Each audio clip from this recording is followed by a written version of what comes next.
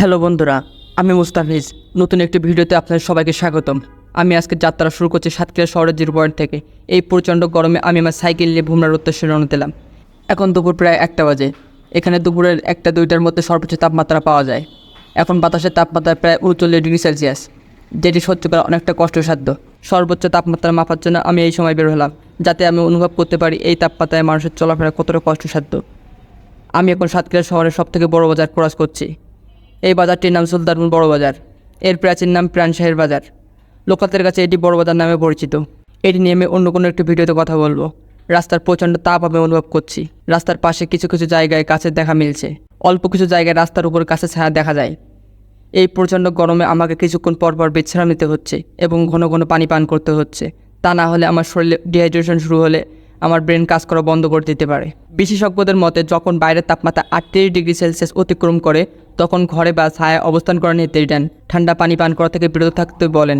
স্বাভাবিক তাপের পানি বা কুসুম গরম পানি পান করতে নির্দেশ দেন এবং যখন তাপমাত্রা 40 ডিগ্রি সেলসিয়াসে পৌঁছায় তখন খুব ঠান্ডা পানি পান করতে নিষেধ করেন চিকিৎসকগণ। কারণ এতে রক্তনালী হঠাৎই সংকুচিত হয়ে হঠাৎই স্ট্রোক হতে পারে বলেই মনে করেন চিকিৎসকগণ।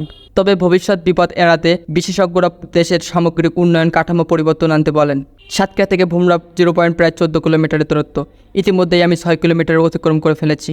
আমি আমার শরীরটা অনেকটা ক্লান্ত অনুভব করছি। আমার এখন একটু বিশ্রামের প্রয়োজন, কারণ সামনে 1-1.5 কিলোমিটারের মধ্যে তেমন কোনো গাছপালা বা আশ্রয়ের জায়গা নেই। বিশ্রামের পর আমি আমার সাথে যথেষ্ট পরিমাণ পানি ও নিজের সেফটির জন্য একটি ক্যাপ ও লম্বা জামা পরে নিলাম, যেটি সূর্যের আলো থেকে আমাদের অনেকটা রক্ষা করবে। আমি এখন পৌঁছেছি সাতক্ষীরার একমাত্র মেডিকেল কলেজ অ্যান্ড হাসপাতালে। এই মেডিকেল কলেজটি তৈরি হয় 2011 সালে। এটির শিক্ষা কার্যক্রম শুরু হয় 2012 সাল থেকে। সাতক্ষীরা শহরের কাটিয়া নামক স্থানে একটি ভাড়া বাড়িতে এর প্রথম শিক্ষাক্রম শুরু হয়েছিল।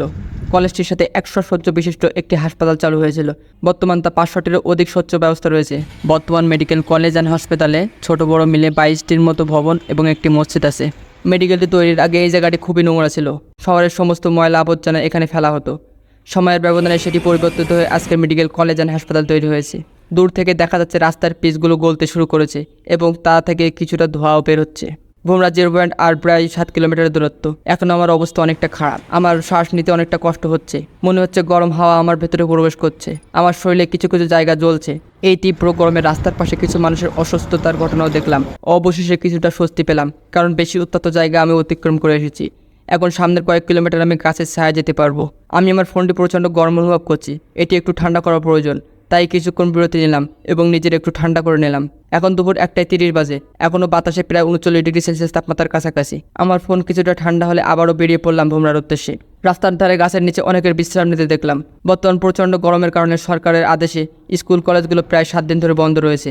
সত্যি বলতে ইতিমধ্যে আমি যে জায়গাগুলো পার করে এসেছি, এই জায়গাটি আমার কাছে সবথেকে ভালো লেগেছে, কারণ এখানে রাস্তার দুই পাশে অনেক গাছপালা দেখতে পাচ্ছি এবং গাছের ছায়াগুলো রাস্তার উপরে পড়ছে, যেটি দেখে আমি মুগ্ধ হয়েছি। রাস্তার পাশে একটি সরকারি স্কুলের নির্মাণ কাজ চলছে, যেটিতে মূলত বড় বড় ট্রাক ও মালামাল ওজন করা হয়। আমি প্রায় ভুমরা বর্ডারে পৌঁছে গেছি। আর মাত্র 2 কিলোমিটারের পথ। আমি আশা করি ভুমরাতেও প্রচুর পরিমাণ তাপ অনুভব করব, কারণ সেখানে তেমন কোনো গাছপালা নেই। সরাসরি সূর্যালোক মাটিতে পড়ে। এখন দুপুর 2টা বাজে। এই সময় বায়ুতে প্রায় 40 ডিগ্রি সেলসিয়াস তাপমাত্রা, যেটি স্বাভাবিকভাবে সহ্য করা অনেক কঠিন। সাধারণত বাতাসের থেকে ভূপৃষ্ঠের তাপমাত্রা বেশি হয়। ভুমরা স্থলবন্দর সম্পর্কে আমি অন্য কোনো একটি ভিডিওতে কথা বলবো। আমি ভুমরা 0 পয়েন্টে পৌঁছে গেছি। পৃথিবীর তাপমাত্রা বৃদ্ধির প্রধান কারণ মানুষের কার্যকলাপের ফলে নির্গত গ্রিনহাউস গ্যাস। এই গ্যাসগুলি সূর্যের তাপকে পৃথিবীর বায়ুমণ্ডলে আটকে রাখে, যার ফলে সূর্যের আলো পৃথিবীর পৃষ্ঠকে উত্তপ্ত করে। এদিকে আমাদের যথেষ্ট দৃষ্টি দিতে হবে। যেসব উৎস থেকে গ্রিনহাউস গ্যাস উৎপন্ন হয় সেসব উৎসের ব্যবহার সর্বনিম্ন করতে হবে। গণপরিবহন ব্যবহার করতে হবে।